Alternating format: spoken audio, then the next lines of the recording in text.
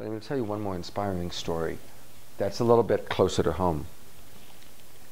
It's a story about when I was doing this practice in Louisville, Kentucky.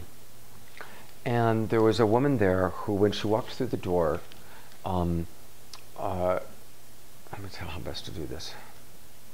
I'll just cut straight to it. I had made the comment about how this sheet, these universal human needs, can change your life. And somebody in the front row said, "Oh, come on, Scott." And this woman stands up, very attractive, perfectly dressed woman, says, "It's true. This list saved my life. Saved my life." And she proceeds to tell the story of how she had come to my workshop 6 months earlier at a time that she and her husband were fighting terribly. They were constantly fighting.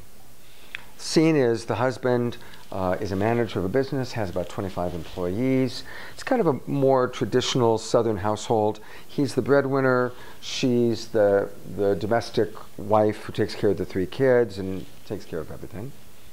And they had drifted apart. And it had gotten to the point where she would wake up in the morning, 4:30, 5 o'clock, with her head spinning, with all the things she wanted to talk to her husband about. What's going on with our 3 kids? What's going on with our relationship? How come we don't talk anymore? All her loneliness, all her longing to communicate with her husband is up, and she's just spinning with it. And she'd get up after lying in bed for an hour, hour and a half, make breakfast for the kids, feed the kids, take the kids to school, come back, make breakfast again for her husband. Now she's been up for like 3 hours, ready with all the things she wants to talk to her husband about. Finally, her husband comes down the stairs to, eat breakfast, and he's on his iPad. He's like eating like this, and he's on his iPad, and he's not at all available for connection. And she would get really angry. She'd get really pissed off. And so then she'd get pissed, and he'd get really pissed and say, "I need to get ready for work. I need to get my head in the game. Stop nagging me." And she'd say, "You don't care." And he'd say, "You're a bitch." And then he'd walk out the door, and there she is, devastated. Now, when things had been better, they'd come home from work, they'd share a martini or two, talk about their day, but that's not happening anymore. And she's left with all this pain. And so she was beginning to start her martinis by herself, earlier and earlier in the day. Till it had gotten to the point where he'd come home from work, and she was drunk on the couch, totally embarrassed. And you can imagine how he really laid into her once he saw the mother of his 3 kids drunk on the couch. You can imagine what he said to her, and you can imagine how horrible she felt. And she's beginning to have suicidal fantasies. And what she said was, what kept her alive was she didn't want to put her kids through their mother committing suicide. She was that down. She comes to my workshop, and we do this little practice, the very practice you're going to do in 5 minutes. In the morning, what's alive for him is responsibility, reliability, productivity, efficiency. He wants to get his head in the game. He always told her, "I have 25 employees. They look to me for direction. If I have my act together, they're going to do a better job. If I'm there on time, knowing what needs to be done, it's going to be a more efficient and responsible business."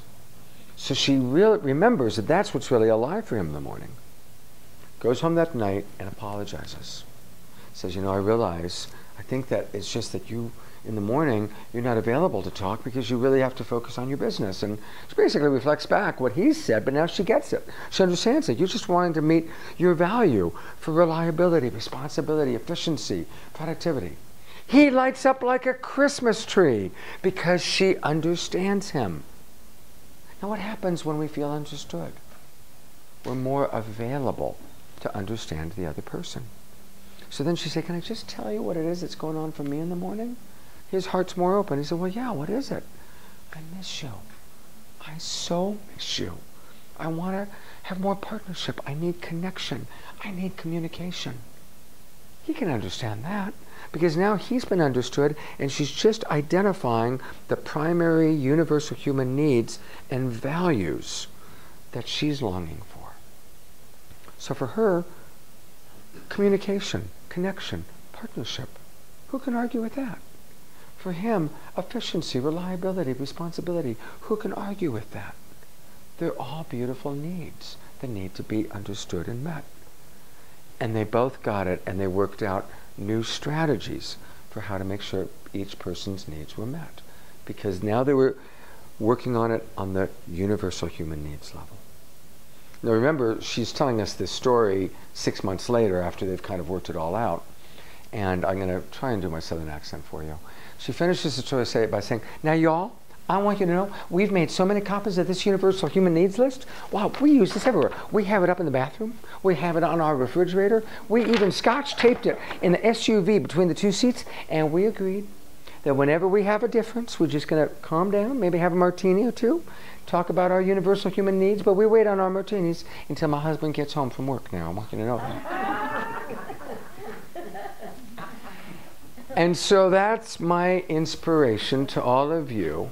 If Afghan warlords can do it, if this woman in Louisville, Kentucky can do it, I want you to all now, maybe if I have some copies, I don't know if I'm going to have enough of the challenge situation worksheet, but if you flip your 7 adjustments around, flip it, you're going to see something called the challenging situation worksheet.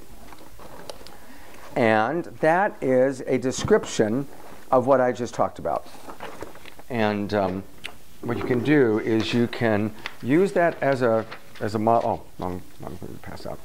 Use that as a model, and on the back of your universal human needs, go ahead and fill it out. What are you feeling? What are you needing? What are the feelings and needs that are driving you? And then guess what the feelings and needs were driving the other person in the situation that you're working on. And if any of you get stuck or need help, just raise your hand and I'll come on over.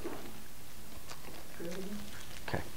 You're going to go through the challenging situation worksheet and basically do number 2, 3, and 4. You already identified what you were telling yourself and you worked on that. What were you feeling when you had this argument? In other words, you're thinking about an argument or a fight or a hard situation you had. What were you feeling? What were your needs? Look at the list of needs. What were you needing? What values were driving you? And then, what was going on for the other person? What were they thinking? What were they feeling? What needs were driving them? And keep it pretty much to feelings and needs.